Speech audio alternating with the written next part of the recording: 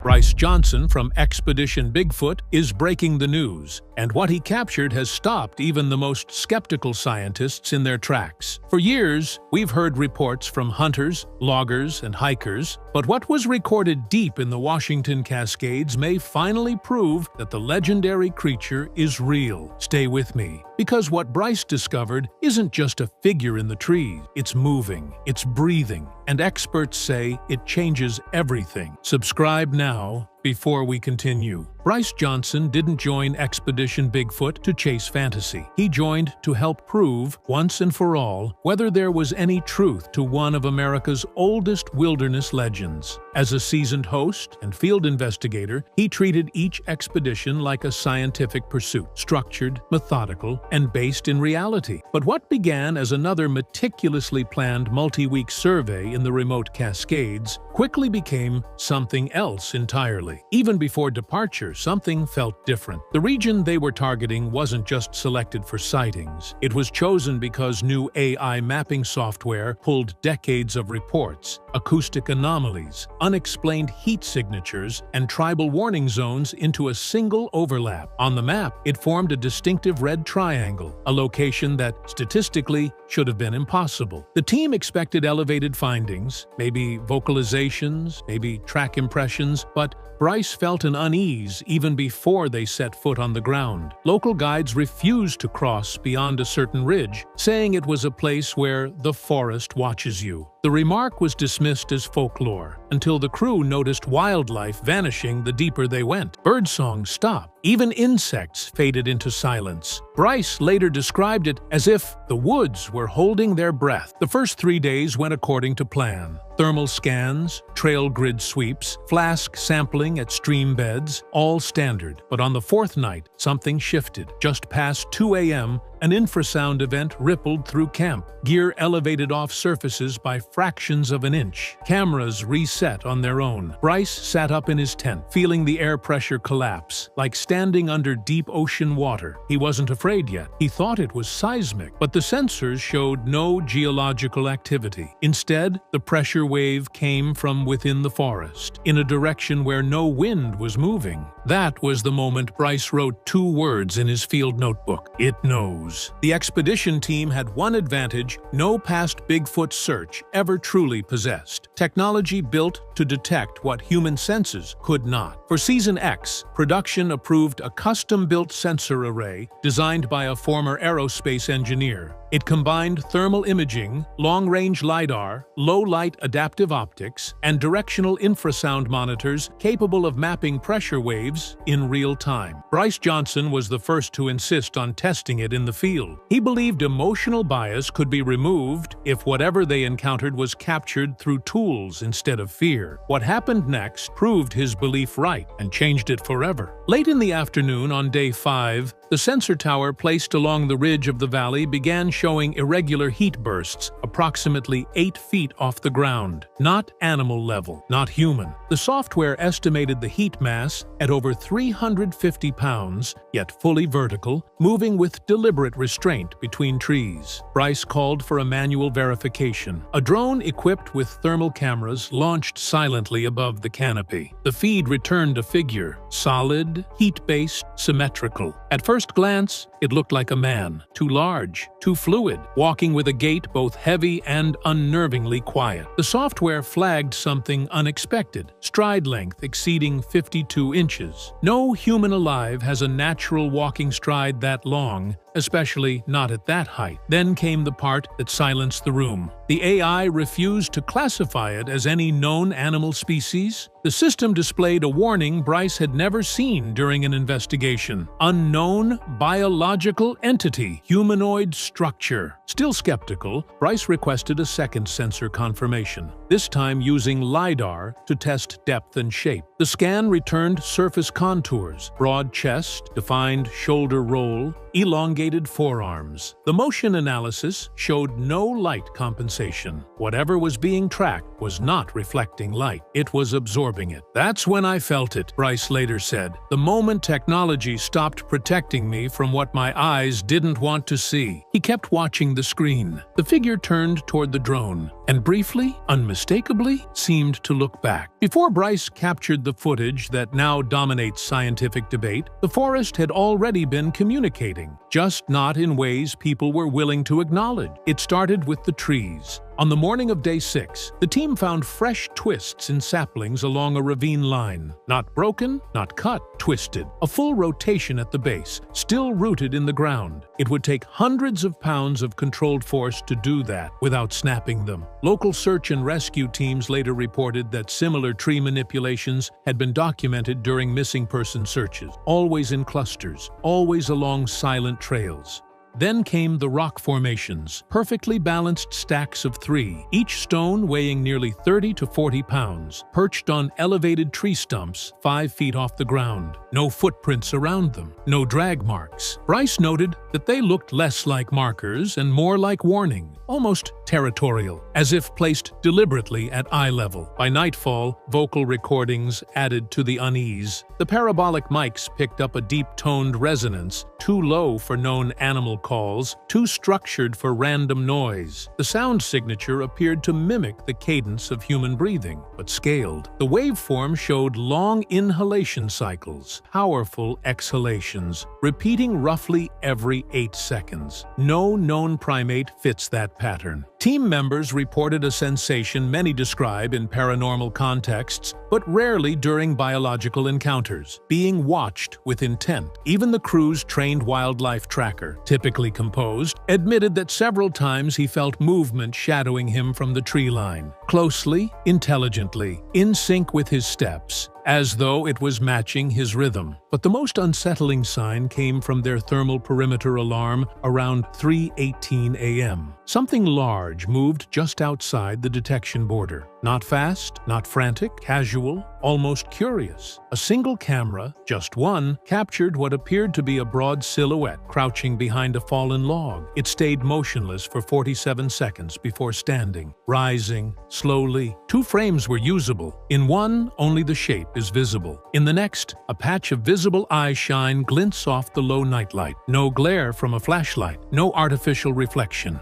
Eye shine at that height, that spacing, Bryce later said, did not match anything we're supposed to be tracking. The forest wasn't simply reacting, it was anticipating. By the time the team moved deeper into the ridge valley, everything in their surroundings felt slightly wrong. Bryce described it as if the forest's natural rhythm had stopped and something else had replaced it. Wildlife activity didn't vanish, it reorganized. No birds, yet the sound of branches shifting overhead, no small game, but movement, like a single set of heavy steps pacing parallel to their path. More disturbing still, insects continued their nighttime hum everywhere except directly behind the crew, where the air seemed unnaturally still and silent, trailing them like a moving vacuum. Late into day 7, technician Ben Walker detected electromagnetic fluctuations that pulsed in patterned intervals. Not random spikes, measured surges occurring exactly every 90 seconds. The readings spread over a quarter-mile radius, as if something was moving through multiple points and releasing energy. Bryce noted they aligned with elevation contours, almost like strategic positioning. The team later referred to this as the pulse grid and theorized something was mapping them. Then came the footprints, 18-inch impressions sunk deep into moss and loam. The stride measured over 6 feet from heel to heel, with no sag or drag between steps. Whatever made them walked with confidence and impeccable balance. The prints were fresh and partially overlapping tire tracks left by their support vehicle less than 2 hours earlier. They weren't observing from a distance anymore. That night at camp, Bryce recalled hearing a low guttural sound, steady, rhythmic, almost like chanting carried through windless air. The words weren't clear, but the tone implied intention rather than instinct. It was followed by 3 tree knocks at precise intervals, easily 200 yards apart, triangulating their location. The team leader issued a silent retreat for night discipline. No lights, minimal movement. But 30 minutes later, the thermal cameras captured heat signatures closing in from two angles. Not sprinting, not stalking, approaching, upright, calculated. A tall figure paused just beyond sensor range for nearly 1 minute. Crew members later said that silence felt like an interrogation, as if whatever was there was studying them, not deciding whether to attack, but whether to allow them to remain. Bryce whispered to his mic, "It's not hiding from us anymore. It's waiting." And that's when he realized the moment they pressed forward would determine whether they captured evidence or became part of it. The next morning, Bryce reviewed the thermal recordings from the previous night. At first glance, the data looked corrupted. Frames skipping, pixel warping, heat signatures vanishing mid-motion. But when one clip was isolated, enhanced, and slowed frame by frame, the distortion cleared just long enough to reveal something that froze the entire command tent. There, between the silhouette of two cedar trunks, stood a tall figure, upright, broad-shouldered, with an elongated gait and clearly defined head-to-toe thermal mass. No fur blur, no anomalous heat bloom, just a fully articulated biped. The outline showed arms longer than human average, hands dangling beyond thigh level, and musculature that moved with slow, controlled breathing. Bryce later described it as not animal-like, but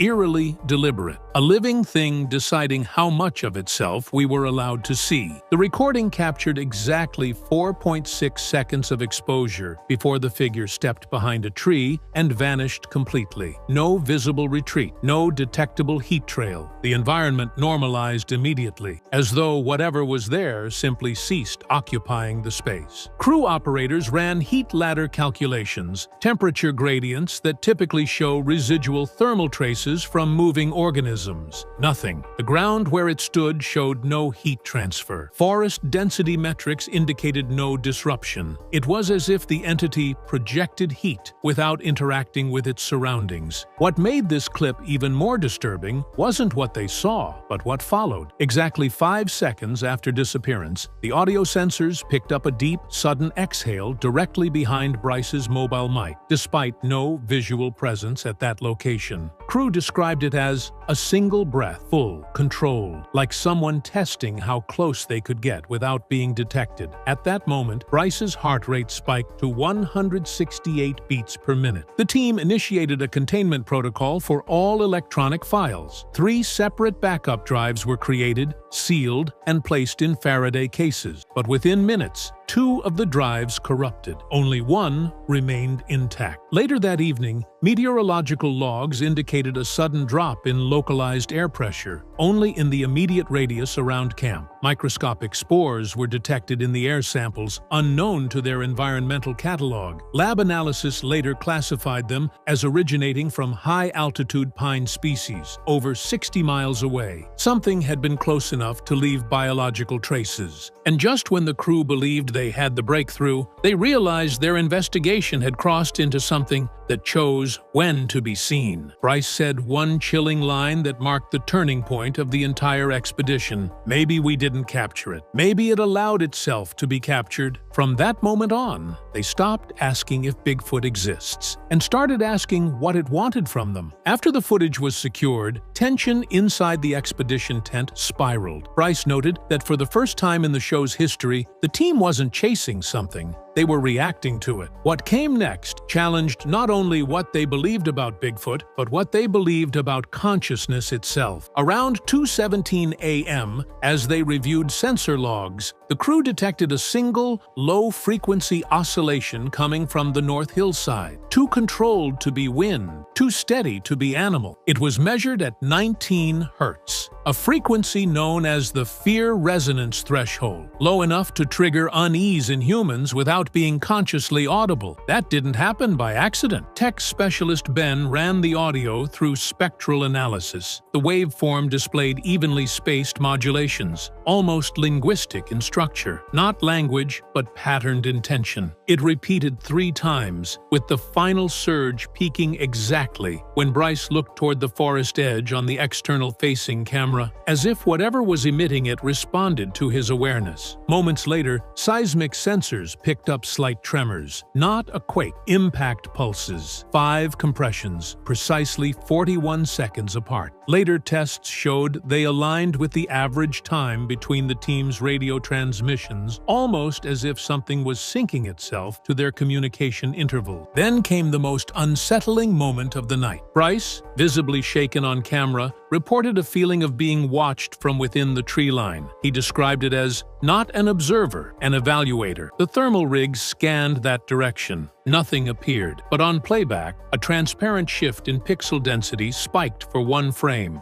A body-sized distortion moved through the air like heat mirage, even though ground temperature readings remained constant. At 2:24 a.m., every monitor inside the tent glitched simultaneously. Not static, a uniform gray flash, with a code-like sequence of vertical lines. Frame analysts later discovered the bars matched exactly the ratios of the earlier tree knock triangulation. Whatever was out there wasn't just reacting, it was responding, it was learning, and worst of all, it was beginning to initiate. One member of the crew quietly whispered off-camera, "We're not tracking it anymore. It's tracking our thoughts." They shut down camp protocols immediately. But deep down, Bryce knew that was only its first reply. The team expected activity to escalate physically, broken branches, rapid pursuit, maybe even vocalizations. But what unfolded challenged every known pattern of animal behavior. Because what came next wasn't a chase in the traditional sense, it was a choreographed response. At 2:28 a.m., Bryce stepped outside the tent with the body-mounted thermal rig. Film director Ronnie advised against it, but Bryce insisted, his words recorded as, "It's watching us adapt. We need to signal we're not afraid." The area was unnaturally calm. Wind readings dropped to 0. All wildlife audio, insects, tree birds, distant coyotes, cut out simultaneously. According to audio analytics, this loss of natural sound took place within exactly 1.4 seconds across a 100-yard perimeter. As if someone muted the forest, analyst Miriam later described. Then Bryce stopped, completely still. The infrared feed captured something the human eye couldn't see. A movement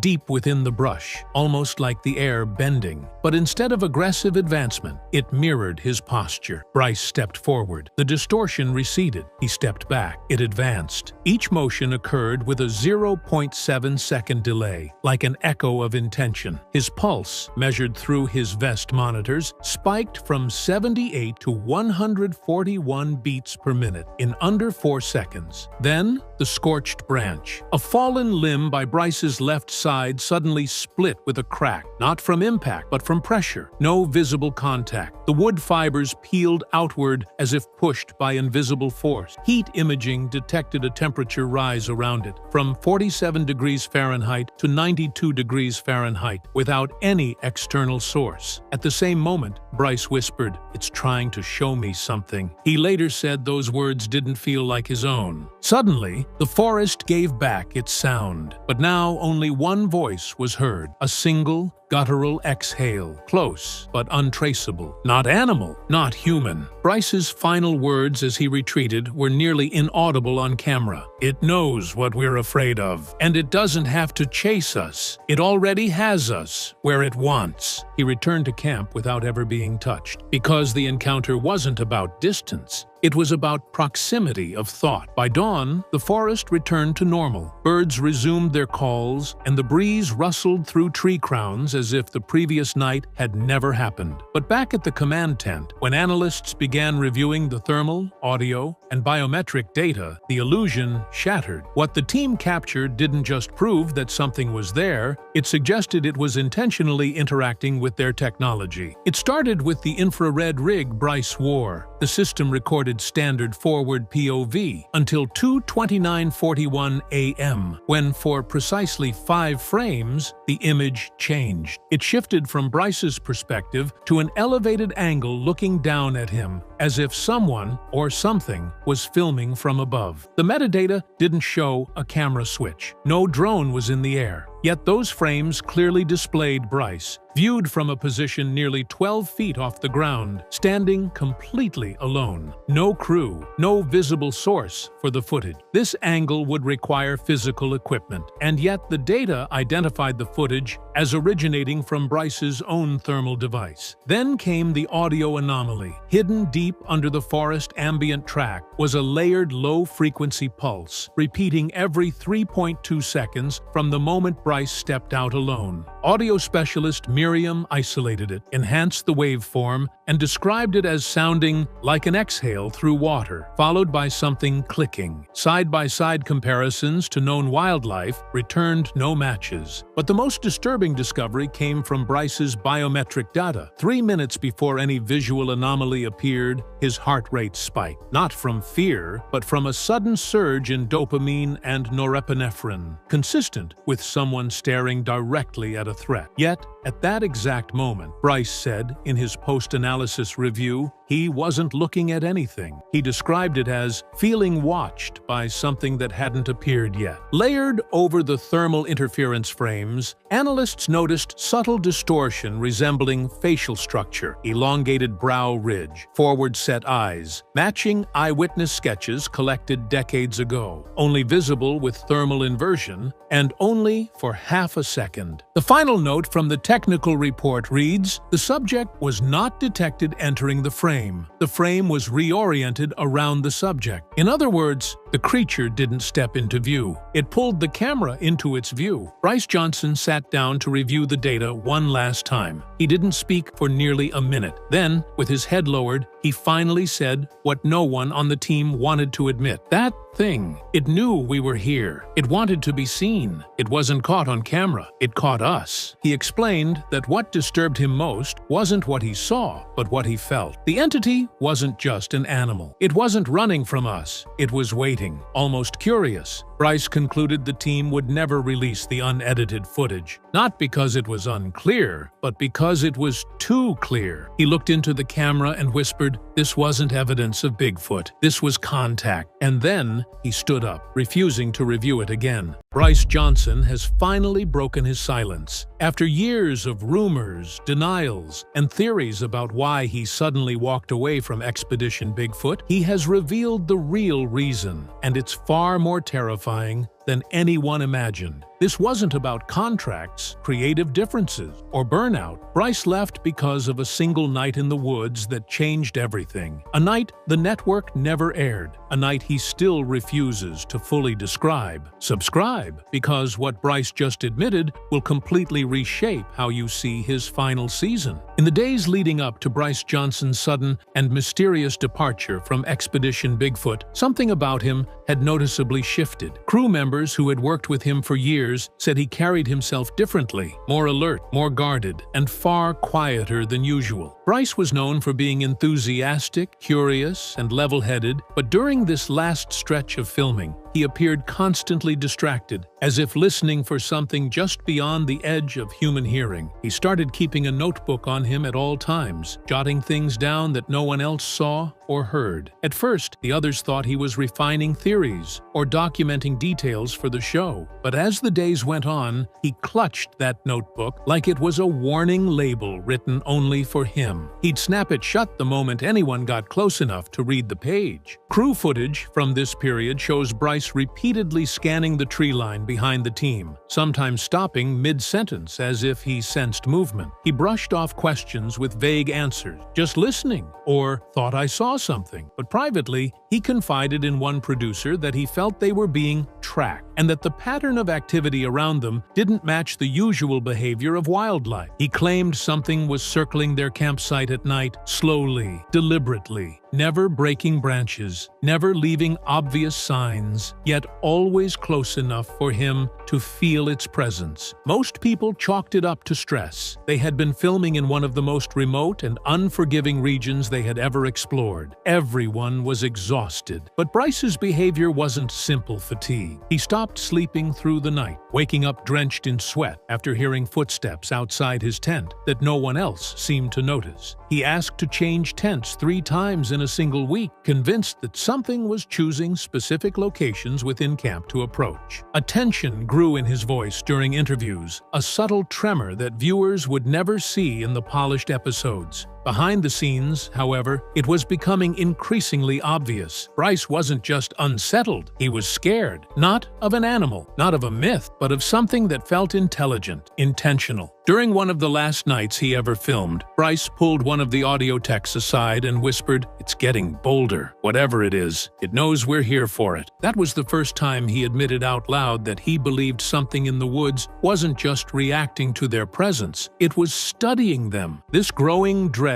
quiet but unmistakable, was the beginning of the end. And at this point, no one could have predicted how much worse it was about to get. The area they were investigating that week wasn't just another patch of forest. It was a place local rangers avoided, a place not listed on public trail maps, and a place the crew only chose after their data analyst noticed a disturbing trend. Multiple heat signatures appearing and disappearing in the exact same grid over several seasons. Every time they returned, the signatures changed position, almost as if something was watching their patterns and adjusting accordingly. From the moment Bryce stepped into that valley, something in him tightened. He later admitted that the air felt wrong, describing it as heavy, charged, and unnaturally still. Even the trees looked different, older, moss-choked, and arranged in a way that made the forest feel like it was funneling the team inward. One cameraman remarked, "It felt less like hiking and more like being escorted." On the first night, the motion sensors they set up around camp began activating in a repeating pattern, first on the north side, then east, then south, then west, a perfect square. Bryce was the first to understand the implication. Nothing moves in that geometric sequence unless it's moving intentionally, or unless multiple beings are coordinating. But it wasn't just the motion tech. Their drone footage kept glitching when flying over a particular cluster of trees. Not crashing, glitching, freezing for a split second, then resuming as if something had interrupted the signal. They reviewed the feed frame by frame and found brief flashes, white, elongated shapes darting between shadows. Bryce refused to call them animals. Even the soundscape changed. On their second day, the forest became so quiet that Bryce stopped walking. He looked around at the team and whispered,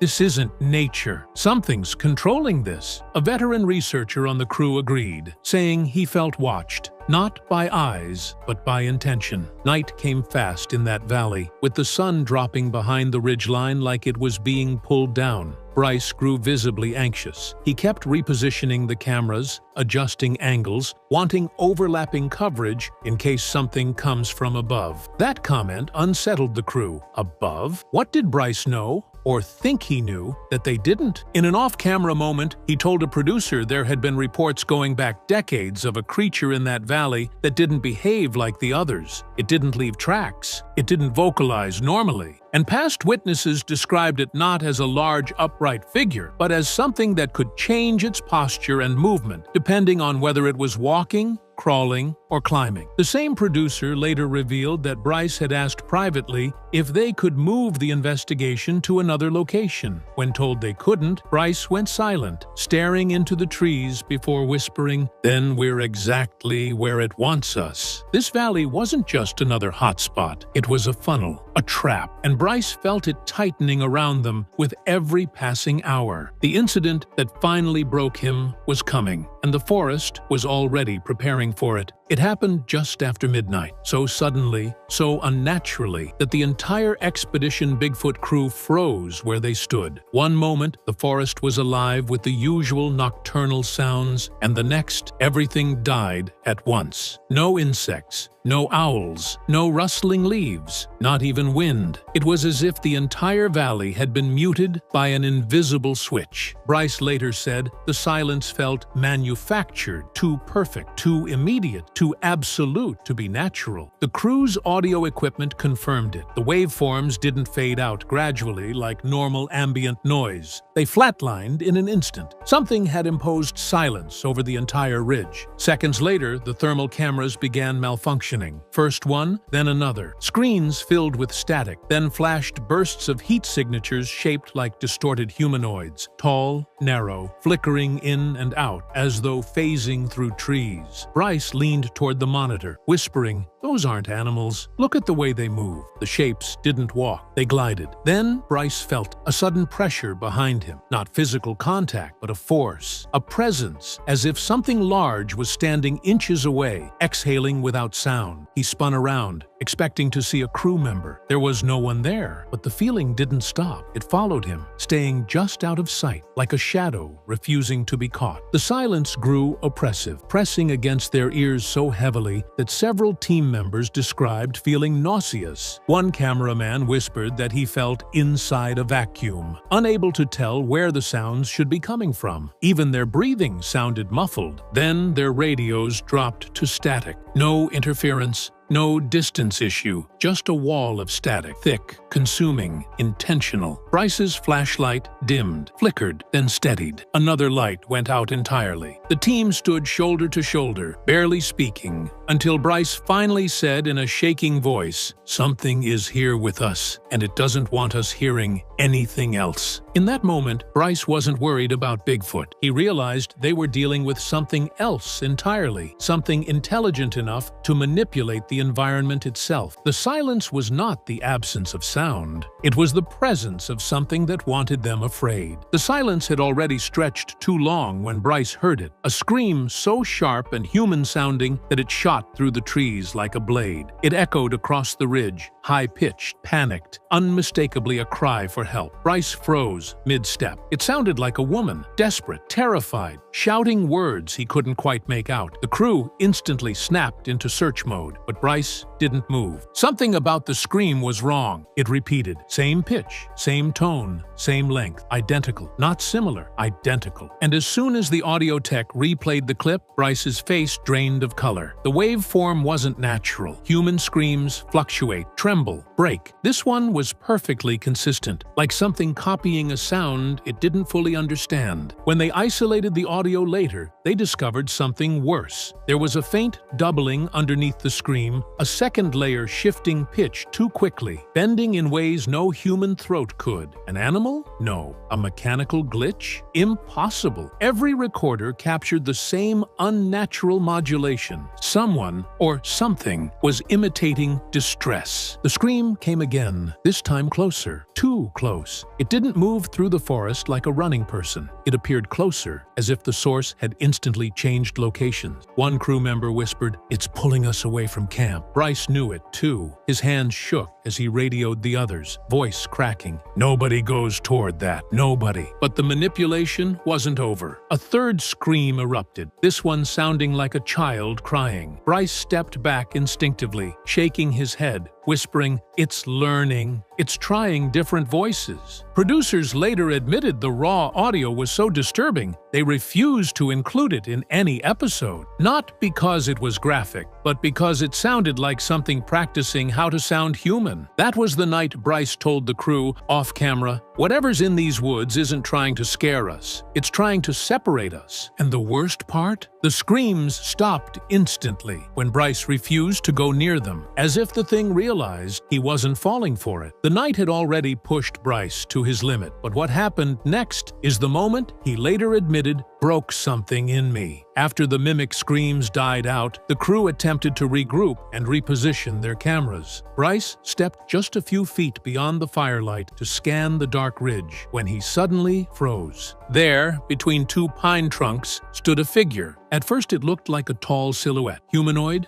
upright, impossibly still. No sway, no shift of weight, no visible breathing. Just a dark mass shaped like a person, but too thin, too elongated, its limbs unnaturally straight, like something imitating human posture rather than naturally holding it. Bryce lifted his flashlight with a trembling hand. The beam struck the trees, the brush, the air around the figure. But the figure itself reflected no light. It was as if the light bent around it. Then it moved, not by stepping, not by turning, but by tilting, shifting its entire body angle in a smooth, fluid motion, like a creature deciding which form to wear. Bryce took several steps back, whispering into into his radio that someone, or something, was watching them. The radio only returned static. A cameraman saw Bryce's expression and followed his gaze, but by the time he turned his lens, the figure simply wasn't there anymore. No sound, no rustling, no retreat. One moment present, the next gone. But the thermal camera caught a flash, just one frame of something tall and narrow, retreating up the ridge at a speed no human could match. Bryce's breathing turned shallow. His hands shook so violently he had to steady them against a tree. He later admitted that for the first time in his career, he felt the fear wasn't coming from him. It was being fed into him. A directed pressure, as if the creature wanted him frozen, wanted him vulnerable. When the team regrouped, Bryce could barely speak. One producer said his face looked like he'd seen a ghost, but worse, like he'd seen something trying to become one. That was the moment Bryce realized they weren't being observed. They were being studied, and whatever was in the tree line knew exactly who Bryce was, and that he had seen it. The next morning,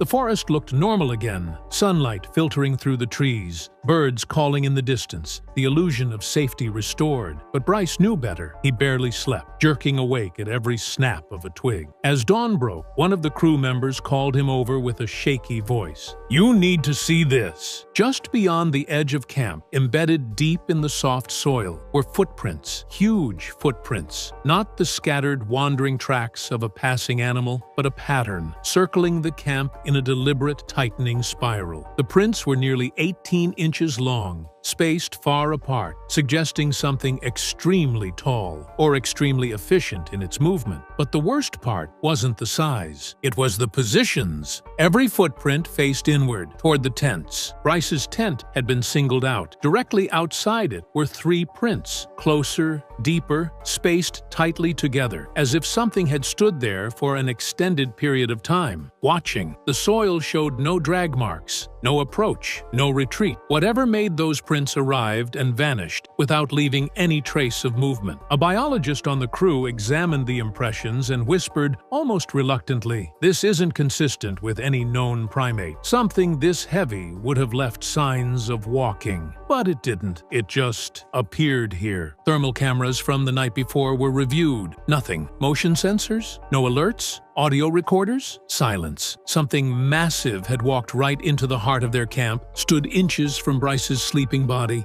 and left without triggering a single device. When Bryce heard this, he went pale. He stepped back from the prints, shaking his head repeatedly. "It knew which tent was mine," he whispered. Not a tent, not the camp. His tent. That realization broke him more than any scream or shadow ever could. This wasn't random wildlife behavior. This wasn't coincidence. Something in those woods had intelligence, awareness, and purpose. And it had chosen Bryce specifically. Later, Bryce admitted that the moment he saw those footprints, he felt something deep, instinctual, and absolute. Whatever was out there had already decided it wanted him. This was the moment Bryce says he knew he had to leave the show. Not because of fear, he'd faced fear countless times, but because what happened that night felt personal, as if whatever was in the woods had shifted its focus entirely onto him. It happened just after 3 a.m. The camp was asleep, the fire reduced to embers. Bryce lay in his sleeping bag, fully awake, staring at the ceiling of his tent. He hadn't slept at all, not after seeing the footprints. The forest had returned to its unnatural stillness, the kind of silence that felt constructed, like the environment itself was holding its breath. Then he heard it, a slow, heavy exhale, inches from his head, not outside the tent, against the tent wall. The fabric distended slightly, as if something enormous was leaning into it, breathing through it. Bryce's heart slammed into his chest. He held his breath, hoping it was just wind, but the exhale came again, and this time he heard the subtle rattle at the end of the breath, like vocal cords not fully formed trying to mimic human breathing.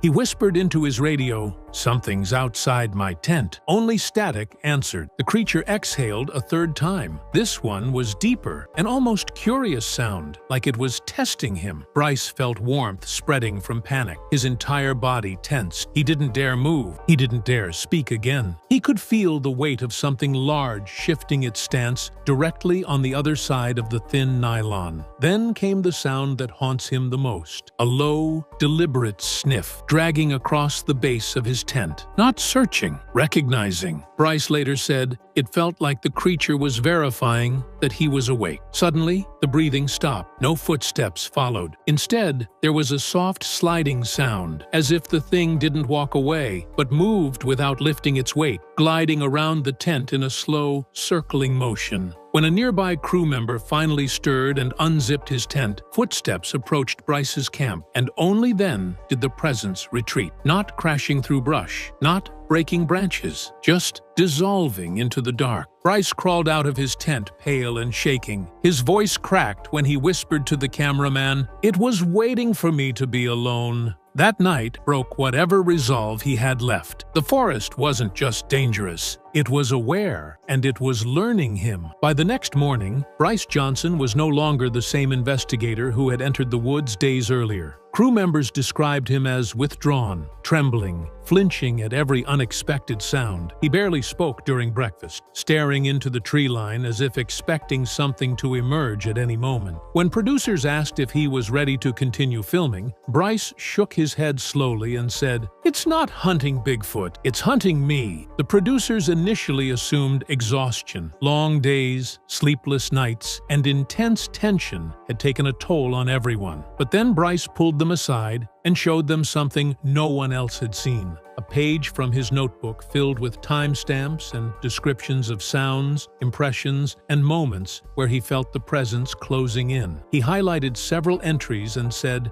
"These weren't coincidences. It was tracking me on purpose." Later, when reviewing the campsite audio from the night before, sound engineers discovered something chilling. During the exact minutes Bryce heard breathing outside his tent, the surrounding microphones captured nothing. Total dead air. As if the forest itself muted to hide whatever was standing next to him. Sound suppression that precise was impossible by natural means, and everyone knew it. That was the breaking point. Bryce told producers he couldn't stay. Not one more night, not one more hour. This wasn't about the show anymore. This was survival. He said he felt a presence attached to him, following him specifically, reacting only when he was alone. His fear wasn't dramatic or panic. It was quiet, controlled, the kind of fear that sits deep in the bones. When he announced he was leaving, no one argued. He packed his gear before sunset. A security escort walked him out of the valley. One cameraman privately admitted he felt relieved to see Bryce go because the atmosphere around Bryce had become suffocating, like a storm cloud that only hovered over one person. For years, Bryce stayed silent about the real reason he left Expedition Bigfoot. The official narrative was that he took a break for personal reasons, but he recently revealed the truth in a private interview. "I didn't leave the show, I left the creature." He said that what they encountered in that valley wasn't Bigfoot, at least not in the way people think. It wasn't just a physical being, it was an intelligence, a presence capable of strategy, mimicry, environmental manipulation, and psychological targeting. Bryce admitted he feared it could follow him home if he stayed any longer. The interviewer asked him what he believed the creature wanted. Bryce looked down, took a long breath, and said, "It wanted me alone, and it almost got what it wanted." That was his final answer, and for the first time, fans finally understood. Bryce Johnson didn't quit the show. He escaped something he believed would have taken him if he stayed. The Expedition Bigfoot team captured the clearest footage in the show's history, a figure moving through the forest with speed, size, and intent no known animal can match. The clip shocked the crew, forced production to halt, and left investigators shaken. Before we break down what really happened, make sure to subscribe so you don't miss what the network hasn't aired yet. It started as a routine sweep, nothing unusual, nothing the Expedition Bigfoot crew hadn't done 100 times before. The team split into two groups, with Bryce monitoring sensors from the tech hub, while Russell and Mireya moved along a narrow ridge dense with fir trees and thick underbrush. Earlier in the day, the drone operator picked up a strange thermal hit, too tall, too wide,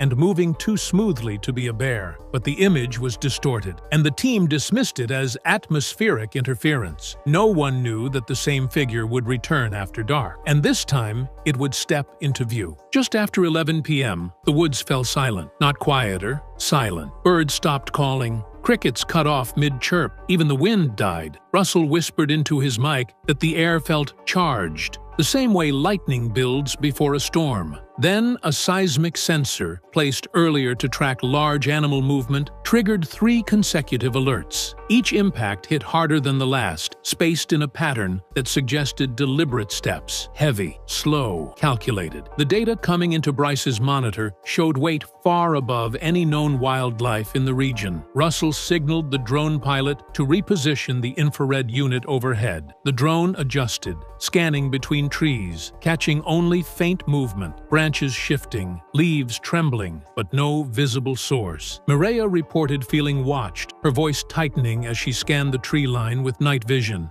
On a second monitor, Bryce saw something new, a shape breaking the thermal line. Not a blob, not a glitch, a form, upright, broad, moving with intent. Then it happened. Between 2 trees roughly 40 yards from Russell's position, something stepped forward. The camera caught it, fully, cleanly, unmistakably. A massive silhouette, shoulders impossibly wide, head high above the brush line. It moved with a smoothness no heavy animal should have. And then, as if realizing it had been seen, the figure froze. The camera recorded every second. This wasn't another blur. This wasn't a heat distortion. For the first time, the Expedition Bigfoot crew had captured clear footage of something alive and terrifyingly real. Back at the mobile command unit, Bryce Johnson replayed the clip again and again, each time hoping the figure would resolve into something familiar. An elk rising on its hind legs, a hunter caught in night vision, even a bear brushing against a tree. But the more he zoomed in, the more impossible the footage became. The outline was precise, shoulders too squared for any quadruped, arms noticeably long, nearly reaching to the knees. The stride length measured at almost 4 feet. No animal in the region matched these proportions, not even close. Russell returned to base camp first, visibly shaken. He didn't speak until Bryce turned the monitor toward him. When he saw the paused frame, an enormous silhouette paused mid-step. Russell exhaled hard and whispered, "That's not a bear." It wasn't fear in his voice. It was recognition, like a tracker finally confirming the creature behind the prints he'd followed for years. Mireya arrived moments later, and her reaction was even more telling. She leaned in, studying the limb placement, posture,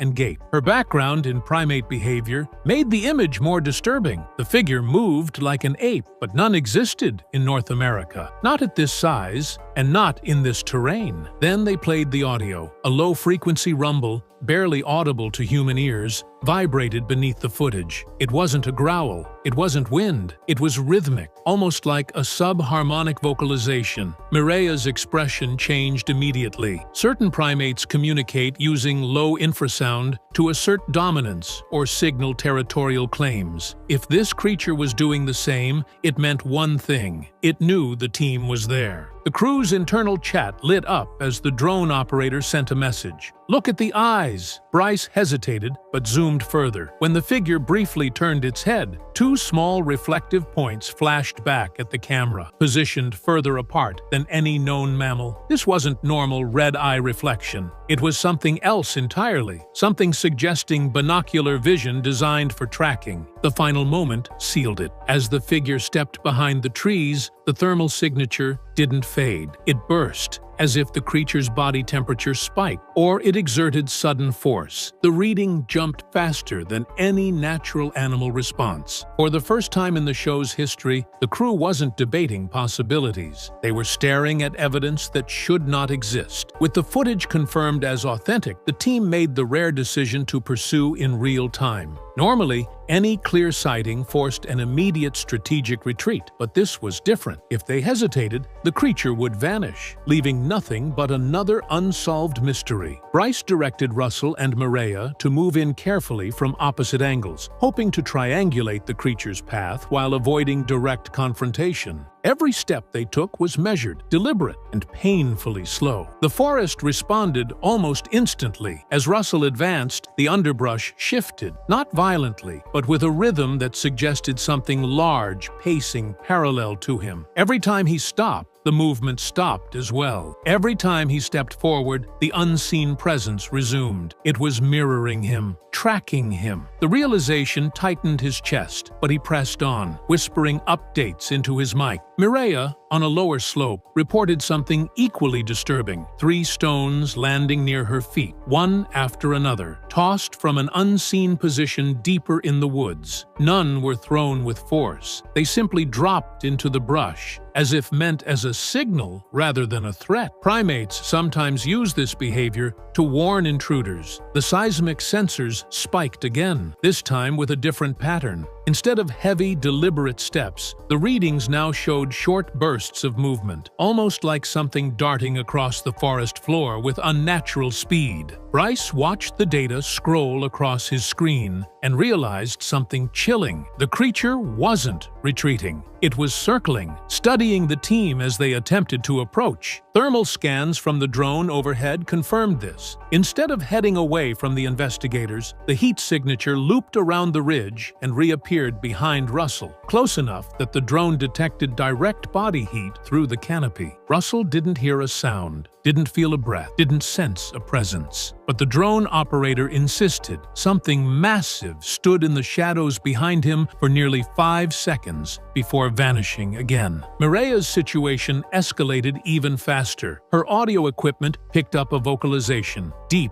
resonant, almost like a throated hum. The sound vibrated through her chest rather than her ears. A frequency felt more than heard. Animals don't vocalize like this, not in the Cascades, not anywhere near this pitch. As she whispered into her mic that she was backing out, her voice shook for the first time in her career. The creature wasn't fleeing from them. It was herding them, studying their moves, guiding their path, and demonstrating intelligence far beyond any known primate. As the creature continued circling the team, Bryce ordered the drone to pull back and widen its radius. The hope was to capture a full-body thermal outline, something clear enough to compare against known species. What the drone recorded instead made Bryce's stomach drop. The heat signature wasn't just large, it fluctuated in a way no animal should. The torso glowed brighter than the limbs, as if the creature's core temperature surged with adrenaline or intention. This wasn't a stable biological pattern. It looked more like controlled bursts of energy. Russell, still moving along the ridge, spotted something unusual ahead. A tree, thick,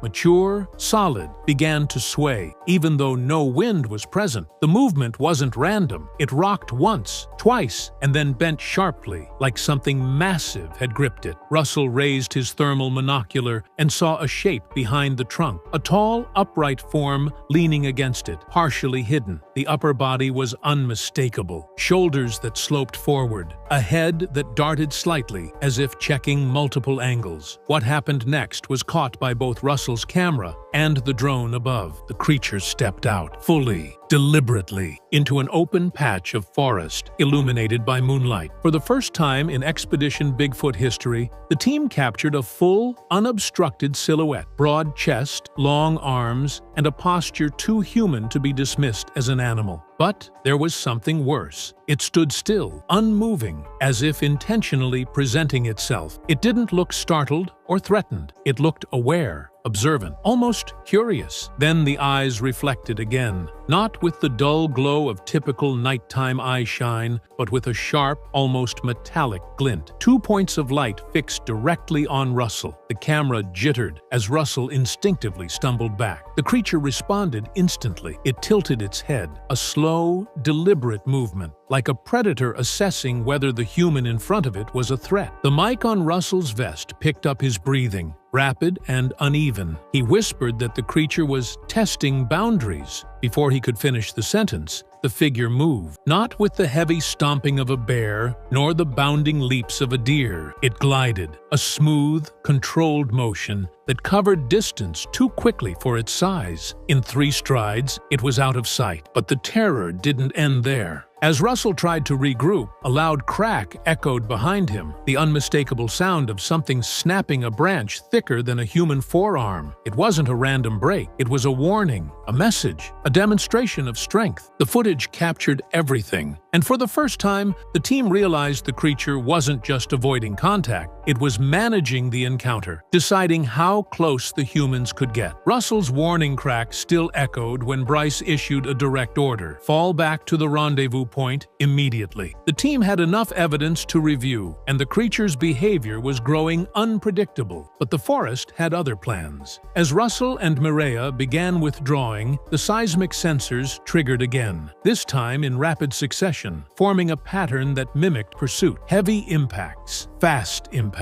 Something was moving parallel to them, matching their retreat pace. Step for step, Mireia radioed that she could hear breathing. Not her own, not an echo, but a low, guttural exhale coming from the darkness beside the trail. Every time she stopped, it stopped. Every time she moved, it resumed. The audio equipment strapped to her pack captured the sound clearly. It wasn't the breath of a bear or elk. It was too steady, too controlled, and filled with an unmistakable presence of intent. Back at base, Bryce stared at the live drone feed with growing unease. The thermal signature reappeared behind the crew, just 60 yards back, partially obscured by trees. The creature wasn't fleeing anymore. It was shadowing them, tracking their movements with unnerving precision. The drone operator tried to spotlight the figure, but every attempt failed. The creature dipped into coverage the instant the drone adjusted, as if it understood the angles, the blind spots, the limitations of the equipment. Russell whispered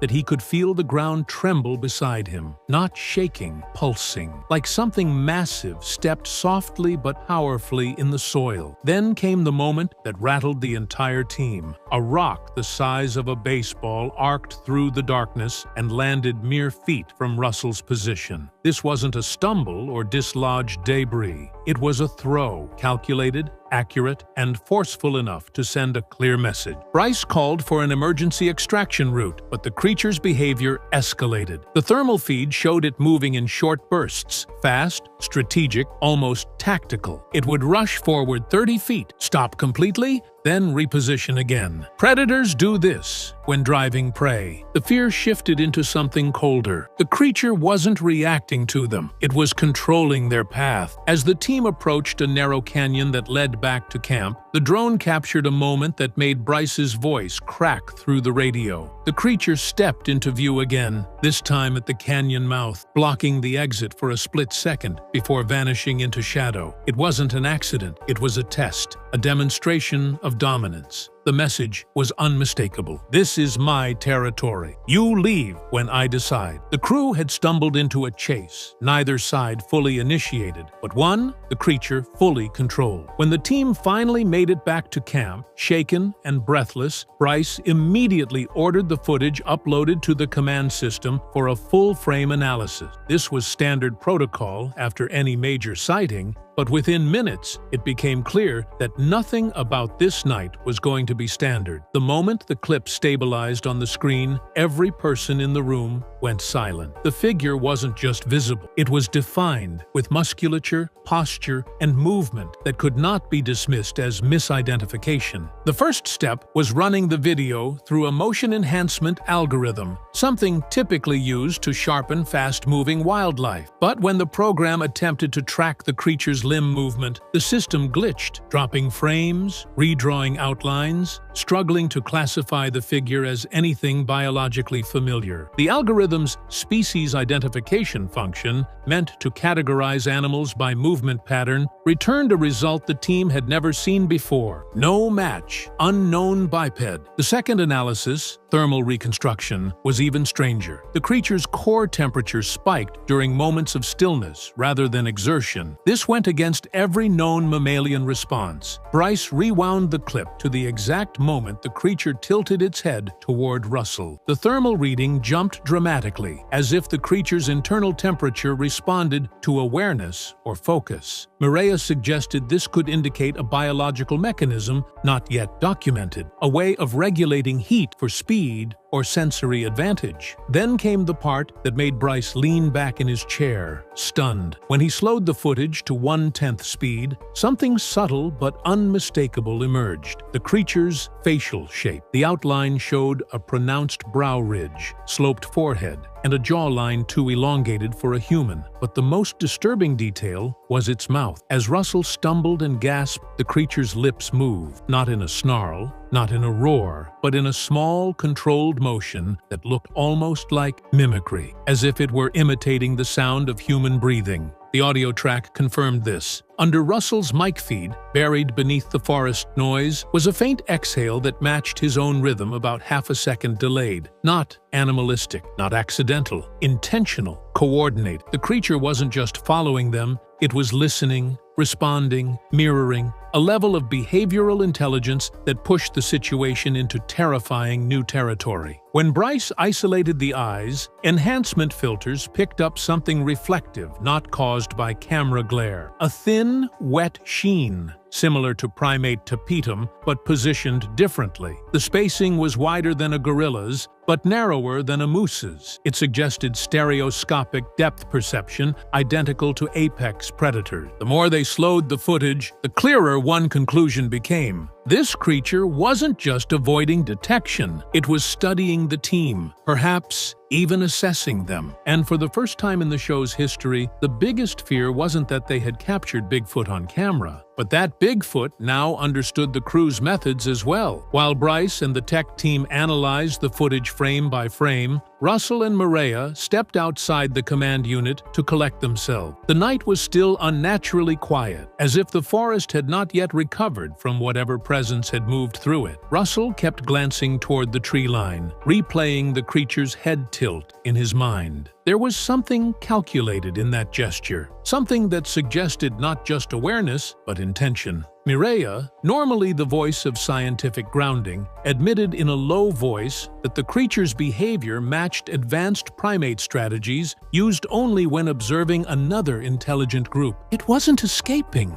she whispered. "It was evaluating us." Inside the command unit, the drone operator called Bryce over with shaky urgency. He had gone back through raw drone telemetry, data that wasn't part of the video feed but recorded automatically. As he overlaid the movement logs, a chilling pattern emerged. The creature had been tracking the entire team long before anyone realized. Not from one direction, but from 3 separate points throughout the night. It had moved in arcs, repositioning itself strategically around the investigators, like a tactician, like a hunter that understood perimeter control. Mireya rushed back inside as Bryce projected the creature's movement paths onto a digital map. The lines traced along ridges, dips, and natural cover points, routes used by predators who understand terrain advantage. But the creature had also paused at unusual intervals, stopping at elevated positions with clear sightlines toward the team's flashlights and gear. These pauses weren't random, they were observation posts. The creature had been watching them closer and longer than anyone realized. Then came the most unsettling discovery. When the team synced the seismic sensor timestamps with the drone footage, they realized the creature manipulated its weight to control what the sensors detected. During pursuit, it moved heavily. During observation, it moved lightly, sometimes registering no impact at all. This wasn't instinct. It was adjustment, control, conscious alteration of pressure to minimize detection. No known animal performs this behavior, but military personnel do. Experienced hunters do. This creature understood more than movement. It understood stealth. The realization rippled through the room. They were not tracking it. It had been tracking them the entire night. As the crew debated their next steps, a sudden audio ping interrupted the panic. One of the remote microphones, left near the ridge, picked up a deep, resonant vocalization. Not a growl, not a roar. A long, low harmonic pulse that vibrated through the equipment. The pitch matched the subharmonic tones recorded earlier, but this time,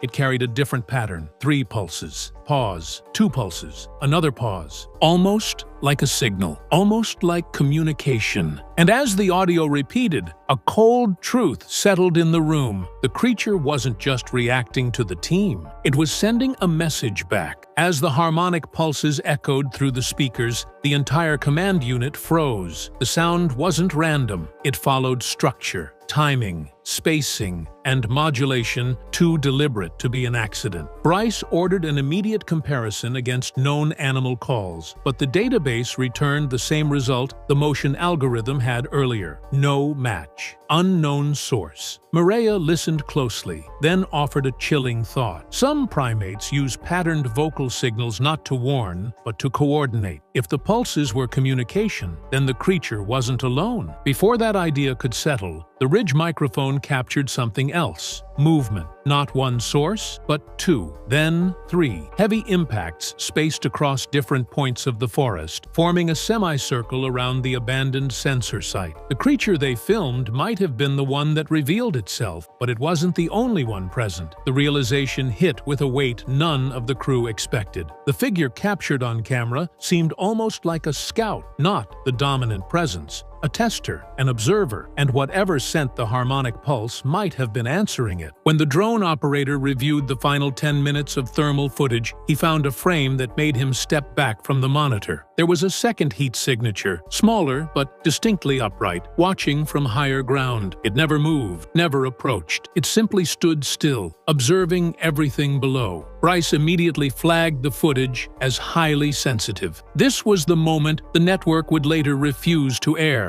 The final blow came when the ridge microphone recorded one last vocalization, a low, rising hum that matched the earlier pattern, but with a new pulse at the end, a fourth tone. Mireya's voice trembled as she translated the implication. The pattern had changed because the situation had changed. The creature now knew it had been filmed. Bryce shut down the equipment and ordered everyone back inside camp. For the first time in the show's history, the crew agreed without argument. The night wasn't just a breakthrough, it was a warning. As the footage was sealed for review, one thought echoed through every investigator's mind. If this was the creature willing to be seen, what were the ones still hiding capable of? Just minutes ago, reports surfaced that Bryce Johnson, a central figure on Expedition Bigfoot, has been hospitalized. No official explanation, no clear timeline. Just a sudden halt in activity and an unusual silence from those closest to the situation. This didn't follow the pattern of a routine injury or exhaustion. It happened quietly, behind the scenes, after recent fieldwork in some of the most remote and punishing locations the show has ever explored. As questions spread faster than answers, one thing became clear. Something went wrong. And whatever it was, no one seems ready to talk about it yet. The first sign that something was wrong didn't come from a press release or an announcement. It came from absence. Bryce Johnson is known for consistency, scheduled appearances, active communication, steady involvement in ongoing projects. Then, without warning, that pattern broke. Planned engagements were quietly removed. Travel plans were halted. Communications that were normally routine simply stopped. At first, it didn't raise alarms. People close to the production are used to long gaps. Remote field work often means delayed updates, but this time felt different. The silence wasn't explained. It wasn't acknowledged. It just appeared. Within hours, quiet adjustments were being made behind the scenes. Internal schedules were paused. Coordination emails stopped mid-thread. One crew member, speaking cautiously, later described it as an abrupt "stand down," a phrase typically reserved for situations where something has gone seriously off course. What made this moment unsettling wasn't panic, it was control. Information didn't leak the way it usually does. There were no offhand comments, no vague reassurances, no "everything's fine" placeholders. Instead, there was a tightening, fewer people involved, fewer details shared, a noticeable shift from openness to containment. Viewers noticed it too. Fans who tracked the show closely began asking questions when expected updates never arrived. Social channels went quiet. Mentions were avoided rather than addressed. Even neutral acknowledgments were missing. That's when the word "hospitalized" began circulating. Not publicly at first, but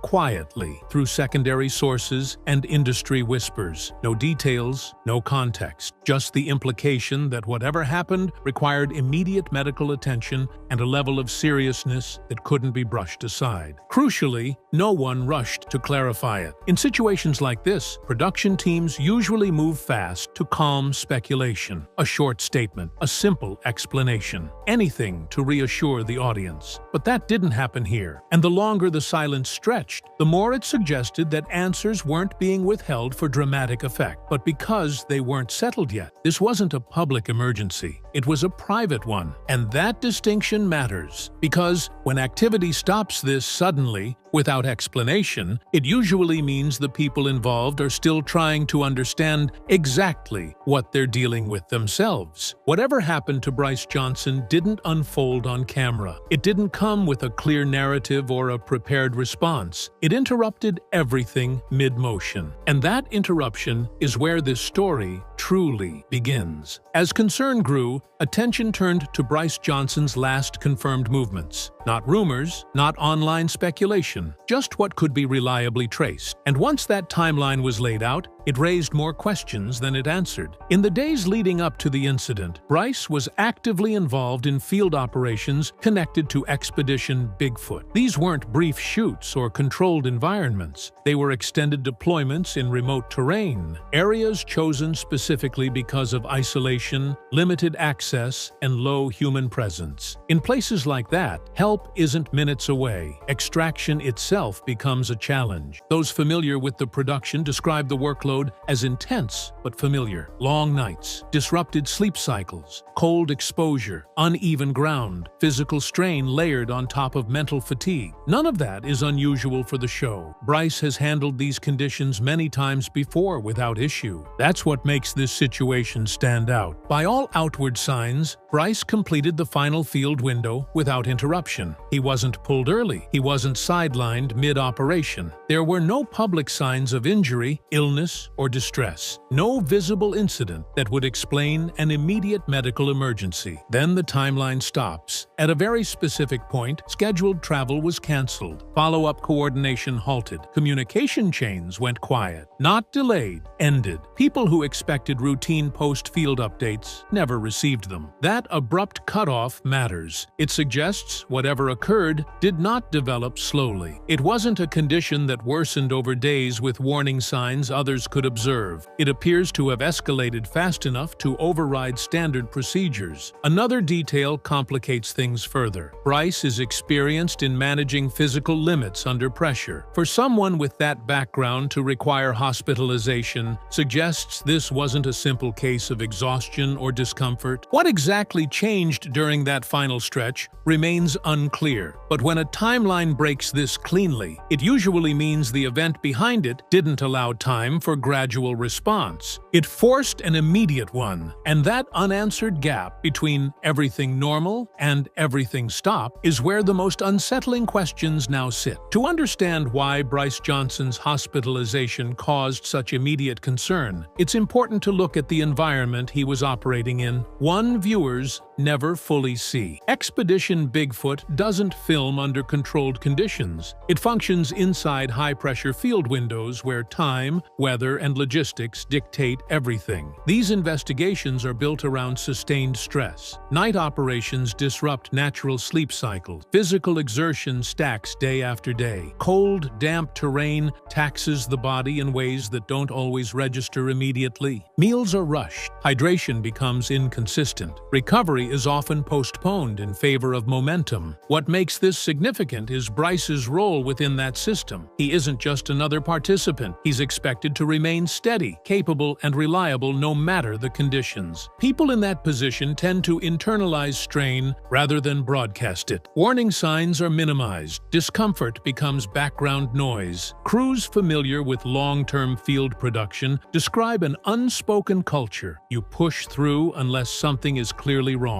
Minor symptoms are ignored. Fatigue is normalized. Everyone assumes they'll recover once the window closes. But sometimes, the body doesn't wait. What unsettled those close to the situation wasn't just that Bryce needed medical attention, it was how fast everything changed. In routine health issues, productions adapt. Someone steps back. Schedules shift. Explanations circulate internally. That didn't happen here. Instead, operations stop abruptly. Communication narrowed. Decisions were handled by a small circle. That kind of response usually means uncertainty, not just about severity, but but about cause. Production teams are trained to handle accidents. What they struggle with are situations that don't fit known patterns, when symptoms don't align cleanly, when timelines don't explain themselves. And that's where this becomes disturbing, because this wasn't treated like a known risk being managed. It was treated like something unexpected, something that forced everyone involved to pause and reassess before moving forward. When people accustomed to operating under constant pressure decide to stop completely,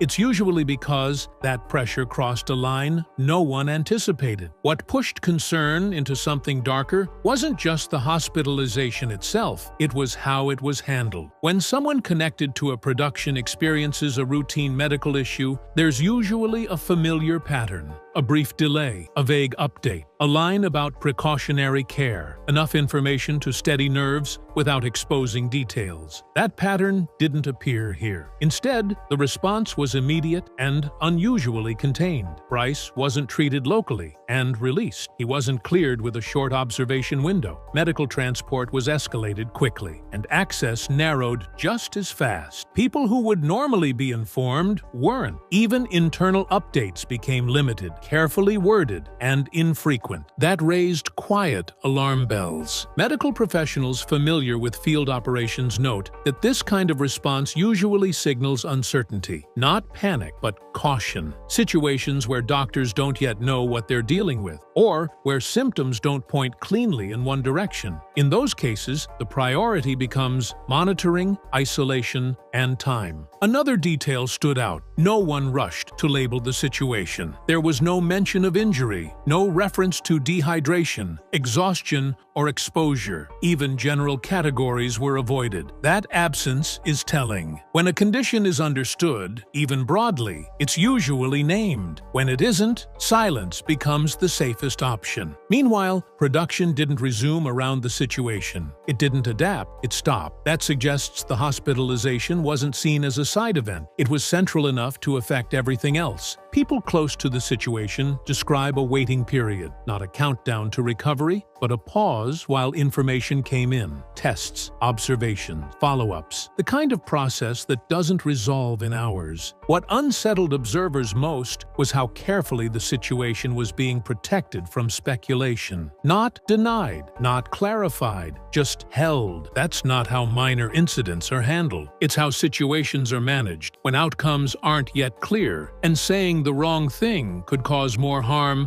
than saying nothing at all. At this point, the concern wasn't about what had already happened. It was about what doctors were still trying to rule out. By this point, the question wasn't just what happened to Bryce Johnson. It was why this situation felt fundamentally different from every other onset injury or health scare people could remember. Productions like Expedition Bigfoot have dealt with sprains, infections, exhaustion, even emergency evacuations before. Those incidents followed a recognizable rhythm. This one didn't. Normally, when something goes wrong, information leaks fast. Not maliciously, but organically. Someone mentions a heat issue. Someone else confirms it was precautionary. The story stabilizes. That never happened here. Instead, the narrative fractured. Small pieces surfaced, but they didn't connect. Each new detail raised more questions than it answered. Another difference was the speed of escalation. There was no visible intermediate stage, no public moment of concern followed by action. It went from normal operations to full stop almost overnight. That kind of jump suggests the problem wasn't something building gradually in plain sight. It suggests a turning point, an event or realization that forced an immediate change in posture. People who've worked in high-risk field environments point out that when leadership is affected, the response is magnified. Bryce isn't just a participant. He's a stabilizing presence. If he's sidelined, everything else becomes uncertain. But even accounting for that, the degree of containment here stood out. Then there's the language that wasn't used. No reassurance, no timeline, no framing of recovery. Even neutral phrases like "out of an abundance of caution" were absent.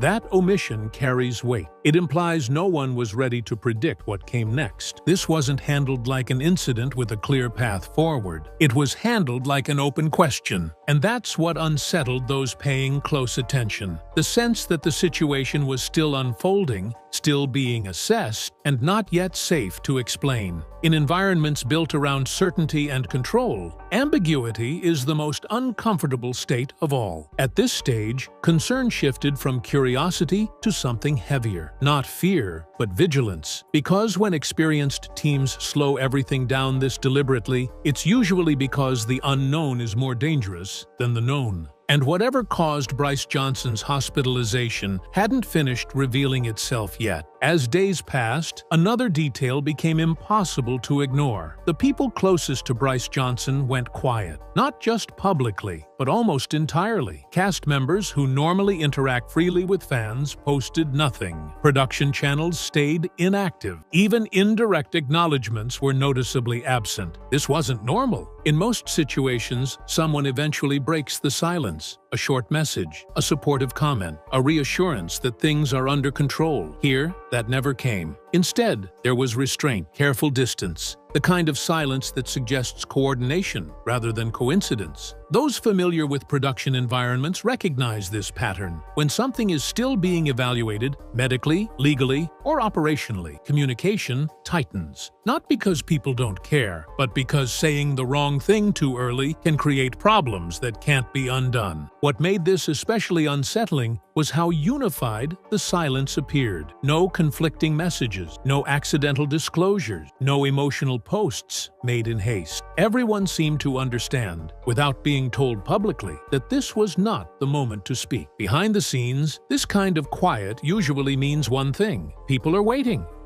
on test results, waiting on clear answers, waiting to know whether a situation is resolving or changing. Another detail stood out. Production didn't begin pivoting around Bryce's absence. There were no announcements about schedule adjustments or replacements, no attempts to normalize the interruption. Everything stayed frozen, as if the outcome of one situation would determine what happened next for everyone else. That kind of pause is rare. It suggests that Bryce's condition wasn't being treated as an isolated issue, but as something with broader implications, something that needed clarity before any forward movement could safely occur. For viewers, silence often feels frustrating, but for professionals, silence is sometimes the loudest signal of all. It means uncertainty still outweighs confidence. It means decisions haven't been finalized. And most importantly, it means the story isn't finished yet. At this point, the absence of information wasn't calming nerves. It was sharpening them. Because when an entire team chooses not to speak, it's usually because they don't yet know which version of the truth they'll be allowed or able to share. As silence stretched on, speculation rushed in to fill the void. Online forums, comment sections, and private messages began circulating theory, some mild, some extreme. But what stood out wasn't the rumors themselves. It was how firmly no one close to the situation engaged with them. Usually, false narratives are corrected quickly. Even a vague denial can shut down dangerous speculation. That didn't happen here. Instead, the response was consistent, non-response. No clarifications, no course corrections, just a firm boundary that no one appeared willing to cross. This matters because professionals don't ignore misinformation unless there's a reason. And often, that reason is uncertainty. When facts are still being established, addressing speculation can lock people into statements they may later need to walk back. People familiar with crisis communication note that this kind of restraint often accompanies internal restrictions, legal considerations, medical privacy, contractual obligation, or active review processes, where information is still considered provisional. Another unsettling factor was the absence of even supportive language. No thoughts are with him. No hoping for a quick recovery. Those messages are common, even when details are limited. Their absence suggests that outcomes were still being evaluated and that optimism, at that stage, may have been premature. Meanwhile, fan speculation escalated precisely because there was nothing to anchor it. Each unanswered question created space for another theory. But through it all, one thing remained consistent. The people who actually knew more said nothing. That silence doesn't confirm anything sinister, but it does indicate that the situation hadn't reached a stable point. And in high-profile environments, stability is usually the threshold for communication.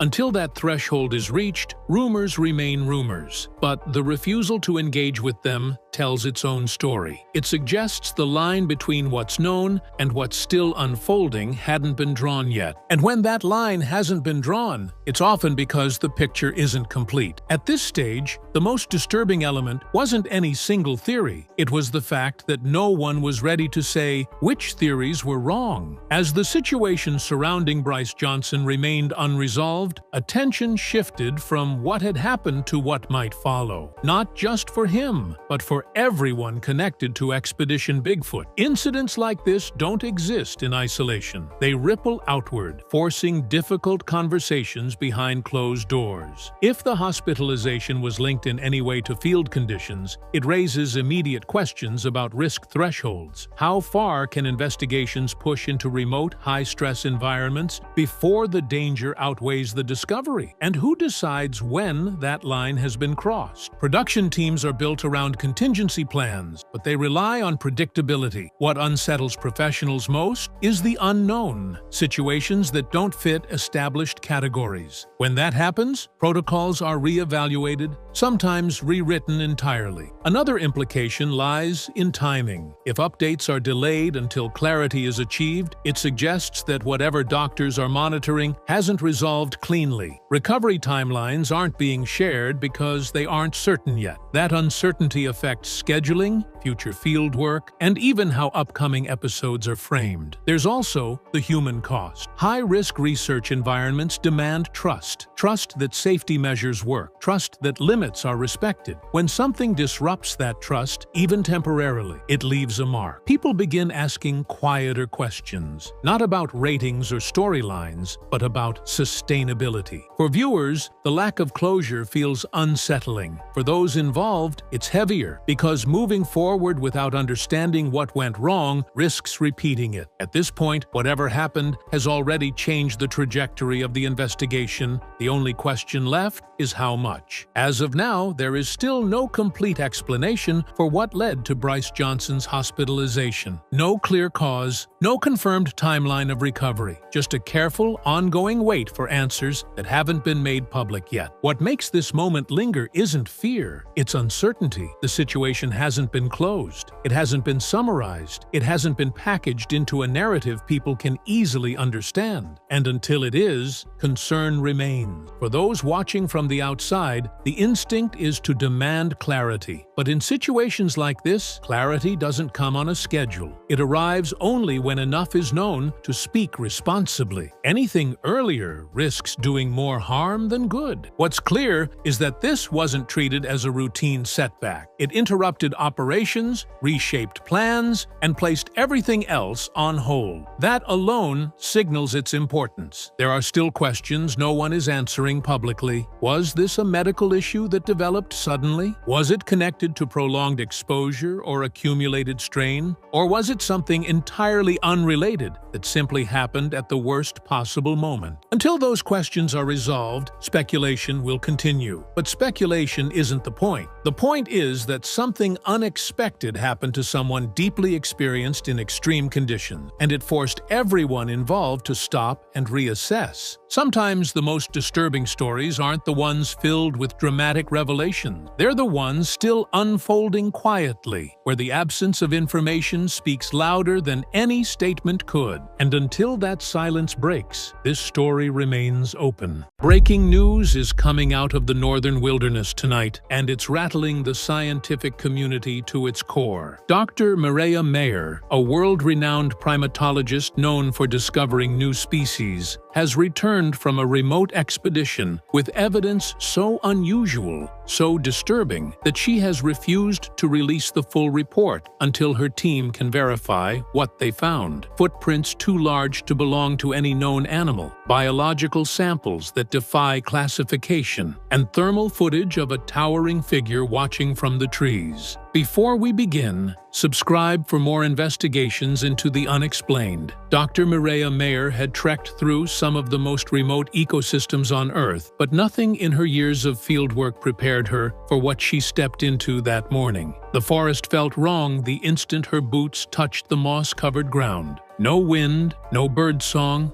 no insects humming in the underbrush. It was as if the entire wilderness had collectively exhaled and forgotten how to breathe again. Her team slowed behind her, exchanging uneasy glances, each of them sensing the same invisible pressure hanging in the air. Something was here, something large, something aware, something that had been waiting long before they arrived. They advanced deeper, following a narrow game trail that wound between towering cedar trunks. Suddenly, one of her researchers stopped cold. "Doc, you need to see this." Mireya pushed through a curtain of saplings and found herself staring at a structure no storm, bear, or falling tree could have created. 3 massive trunks, each thicker than a telephone pole, had been twisted together at their bases, then woven upward into a towering arch. No cuts, no saw marks. The fibers were bent, not broken, as if softened by impossible force. Her team circled it, whispering in disbelief. The arrangement wasn't random. It had symmetry, pattern,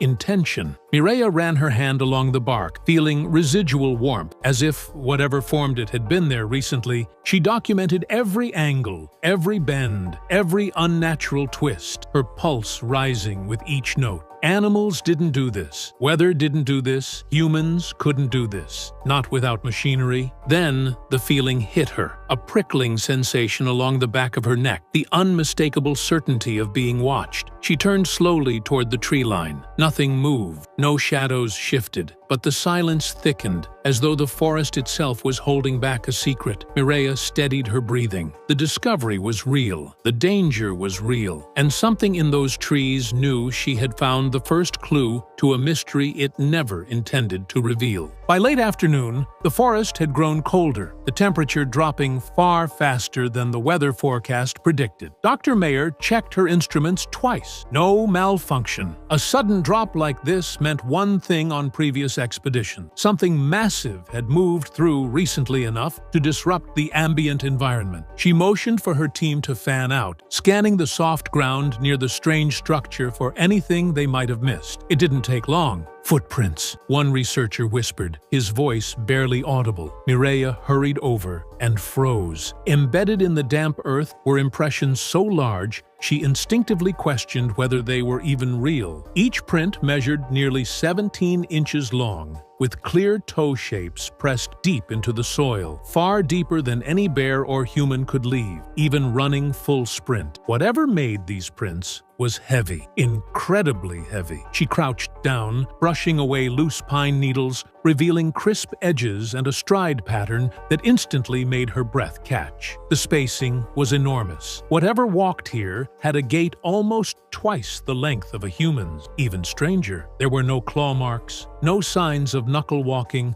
no dragging. The prints were perfectly upright. The silence grew heavier as the team measured each print, documenting angles, depth, and stride. Mireya ran her hand lightly along a heel, depression. The soil was still warm, recently compressed. "This was no more than an hour ago," she murmured. The realization hit all of them at once. The creature wasn't just real, it was close. But what disturbed her most weren't the prints, it was the pattern. They didn't lead randomly through the woods. They circled around the tree structure, around their path, around the exact area the team had just traversed. Almost like a perimeter check, like something had been watching them since the moment they arrived. Mireya stood slowly, scanning the tree line with newfound urgency. She raised her thermal imager and swept across the shadows between the cedars' static interference. A brief flare of heat, then nothing. The air felt charged, heavy, alive with unseen movement. She knew instantly that whatever made those those prints wasn't wandering blindly through the forest. It was intelligent, it had intention, and now it was aware of them. Night fell faster than expected, swallowing the forest in a suffocating blackness that even their headlamps struggled to penetrate. The team gathered near their equipment cases, preparing for the nocturnal phase of the investigation. Thermal drones, audio traps, and high-sensitivity microphones, all calibrated, all ready. But before they could deploy anything, the forest made the first move. It began as a vibration rather than a sound, a low, bone-deep tremor that rolled through the ground and into their chests. Every team member went still. The tremor grew, rising into a pitch that twisted from animalistic to disturbingly human. A long, agonized wail tore across the treetops, echoing so violently that one researcher dropped his equipment and staggered backward. Mireya felt the hair on her arms stand straight up. This wasn't a wolf howl, not even close. Wolves carried rhythm, pattern. This was layered, fragmented, like multiple voices overlapping, rising in a single horrific chord. It was the kind of sound that could only come from a throat built for power far beyond any known North American predator. The scream ended suddenly, replaced by a nauseating absence of sound. The forest didn't return to normal. It simply stopped. No insects, no owls, no distant rustle of small animals fleeing into the brush. The silence pressed against their eardrums like a vacuum. "Get the drones up," Mireya ordered, forcing her voice to remain steady. Two operators scrambled to launch them. Twin devices lifted into the air, their thermal lenses painting the forest floor in blues and oranges. The screens flickered. Heat signatures appeared. Normal ones at first. Deer, rodents, small mammals. Then something massive moved in the far corner of the display. A towering heat mass weaving between trees with shocking speed. Too large to be a bear, too upright to be anything known. Mireya zoomed in. The figure moved with purpose. Not fleeing, not hunting, circling. Another scream erupted, closer this time. Both drones shook with interference. The heat signature vanished behind a cluster of pines as if swallowed whole. The drone feeds crackled, static distorting the screen.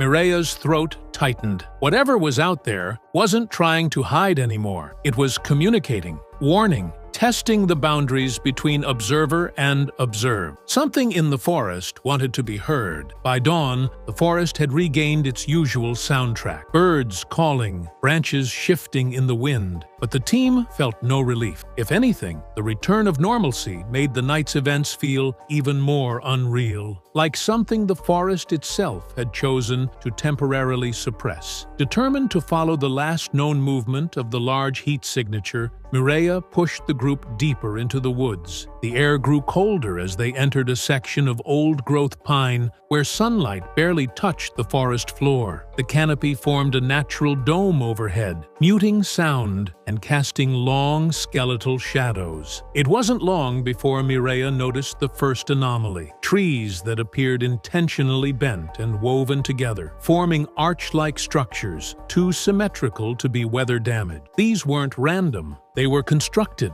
They followed a faint path of broken branches and compressed soil, until the forest abruptly opened into a circular clearing. And there, in the center, lay something that stopped the entire team in their tracks. A nest, not the kind made by birds or small mammals. This was massive, 8 feet across, 3 feet deep, crafted from intertwined branches, stripped bark, and layers of foliage that had been deliberately arranged. The weight needed to break and drag this many limbs. It was beyond human strength. Mireya crouched beside the structure, running her gloved hand over the flattened interior. The ground was warm, unnaturally warm, suggesting something enormous had been lying there recently. Bits of coarse, dark hair clung to the bark. Not fur from a bear, not fibers from clothing, something else. A quiet gasp came from one of the researchers as he pointed to a section of the nest wall. Embedded deep in the wood were impressions, finger-like but grotesquely large. The spacing suggested a hand big enough to envelop a grown man's face. The team spread out, documenting every angle. Mireya's mind raced through possibilities. No known primate in North America built nests like this, let alone ones of this size. Even great apes, chimpanzees, gorillas constructed nests significantly smaller. Whatever creature built this had intelligence, structure, and intent. Before the team could examine the surrounding soil for tracks, a sudden shift of wind carried a smell through the trees. Musky, earthy, but sharp enough to sting the nose. An animal scent, but not one any of them recognized. Something had been here. Something might still be here, and the forest seemed to know it. The discovery of the nest had already pushed the team into uncharted territory, but what they found next would shake even Mireya, someone who had spent her entire career confronting the unknown.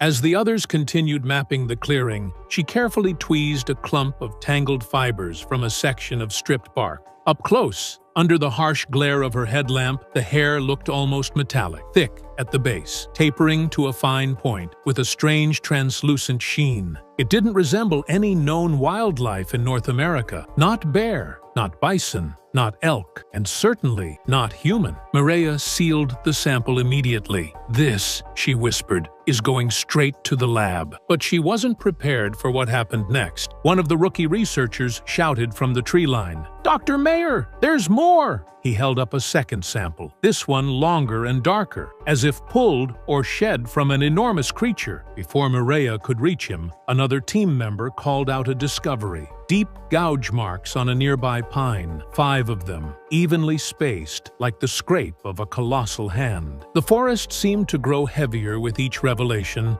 as if some unseen pressure was building. Back at the portable analysis station, Mireya placed the initial hair sample under a field microscope. What she saw made her breath hitch. The medulla, the core of the hair shaft, was fragmented in a pattern she had never encountered. More alarming, the scale pattern along the cuticle didn't match any catalog species. It was almost primate, but not quite. The rookie broke the silence. "Do you think this could be it? Like the it?" Nobody wanted to say the word out loud. No one wanted to be the first to claim they'd found evidence of Bigfoot. Instead, they let the forest answer for them. A sudden vibration rolled beneath their feet, faint but unmistakable, like something massive shifting its weight somewhere within the dense underbrush. Cameras snapped upward. Flashlights skimmed the treetops. The nest rustled with the slightest movement, as though stirred by a gust of wind that none of them felt. The team froze. The forest had gone silent again, dead silent. And if there was one thing Mireya had already learned, it was this. Silence in these woods was never a coincidence. It was a warning. The team barely had time to process the silence settling over the forest when it happened. A sound so alien, so violent, that every person instinctively recoiled. It rolled through the trees like a shockwave,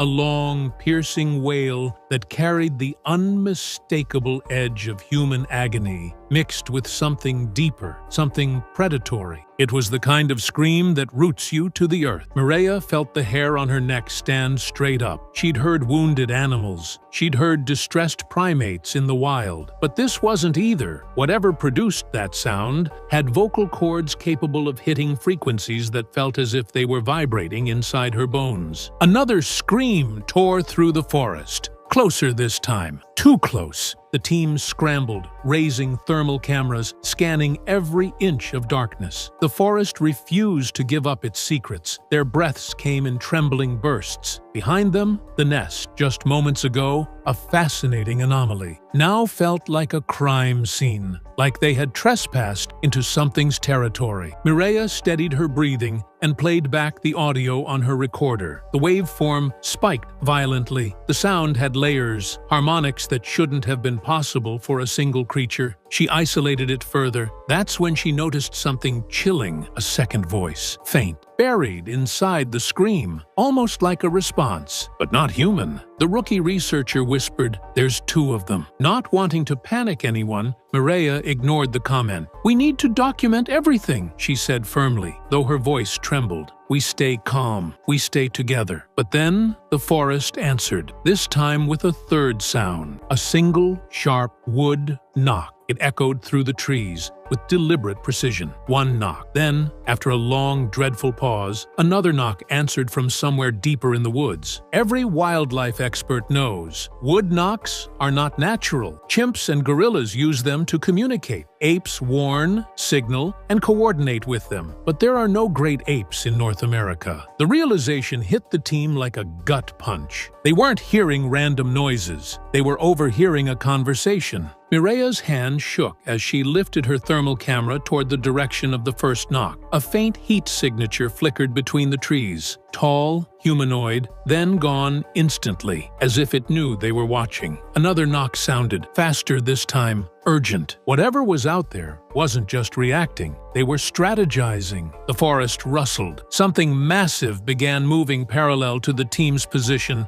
matching their breath, their fear, their rhythm. Mireya whispered the words no scientist ever wants to say. We're not alone out here, and we never were. The team tightened their formation as the forest pressed in around them, every shadow feeling heavier than the last. The wood knocks had stopped, but the silence they left behind was worse. Thick, suffocating, and charged with an intelligence that felt unmistakably aware of their presence. Mireya swung her thermal camera toward the densest part of the tree line, and for just a heartbeat, she caught it. A silhouette, broad shoulders, narrow waist, inhuman height. It stood motionless, half hidden behind a trunk, heat radiating from its form like a living furnace. Before anyone else could catch a glimpse, it slipped behind the trees with unnatural smoothness. No sound of heavy steps, no snapping branches, just disappearance. What the hell was that? One team member breathed. No one answered. They didn't need to. The forest rustled suddenly, low, rhythmic movement circling them, as if whatever they'd glimpsed wasn't alone. Mireya felt the primal instinct of being prey, hunted by something comfortable in the dark, something that understood these woods better than they ever could. The rookie whispered, "We should go, now." But Mireya raised a hand. "If we retreat, we lose everything. Stay sharp. This is the closest anyone's ever been." Then another sound drifted in.